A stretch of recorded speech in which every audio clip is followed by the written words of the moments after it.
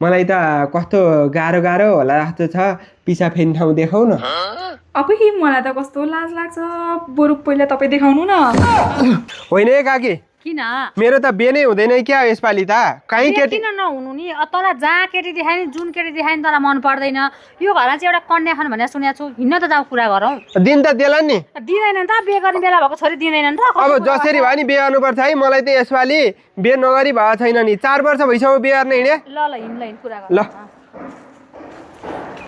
यही गरा हो यही घर हो घर त यही हो घरमा को हुनुहुन्छ को छन् घरमा हजुर म छु यहाँ बस्दै गर्नु न ल अनि यता सुन्नु न हजुर अब यो घरमा चाहिँ बिहे गर्ने केटी छन् रे भनेर अब बिहे गर्न आएको मेरो काकीलाई लिएर म त अनि बिहे गर्ने केटी भने को तिमी नै हो मै हो घरमा मम्मी बुबा कोही हुनुहुन्न मम्मी बुबाहरू हुनु आज बजार जानुभएको छ बजार जानु भएको छ ल बसौँ त बसौँ बस त काकी म पानी लिएर आउँछु बस्नु न ए काकी केटी त उल्का राम्री रहेछन् नि अब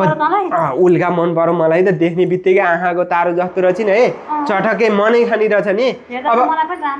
राम्रै ला अब पानी ल्याएपछि हेरौँ न ए यो लिनुहोस् त पानी लिनुहोस् न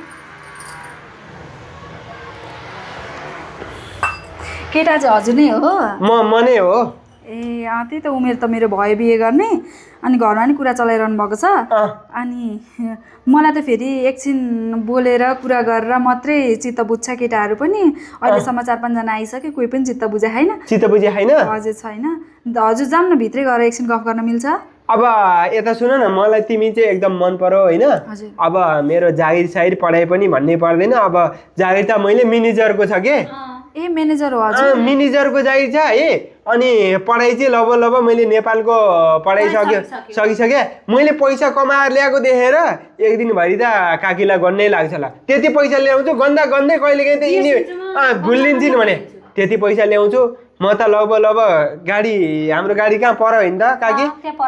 गाडी पर यहाँ छिर्दो रहेछ गाडी राखेर आएको त्यति सम्पत्ति छ भने मेरो त जाऊँ न त भित्र एकछिन गफ गरौँ न तँलाई नि केटी मन पर्यो भयो उनलाई नि केटो मन पर्यो नानीलाई नि मन पर्यो जस्तो भित्र गएर कुरा गरौँ नि त ल भित्र गएर कुरा गरौँ नि त ल जाउँ ल जाउँ उठाउनु न ल जाउँ जाऊँ काकै गिलास दिनु न अनि तिम्रो नाम चाहिँ के हो मेरो नाम लाली गुराँस आहा कति राम्रो नाम रहेछ फेरि तिमी त मान्छे पनि कति राम्री लाली गुराँस जस्तै प्रख्यात पनि राम्री पनि रहेछौ ल तिमी त तपाईँ पनि राम्रो हुनुहुँदो रहेछ नाक पनि चुचो हेर्छौँ क्या मलाई यस्तै सिलिम मान्छेहरू मलाई एकदम राम्रो लाग्यो तिमी पनि अनि यता सुन न तिमी के खाएर यति राम्री भएको म चाहिँ म त सेतो ग्लुकोज पानी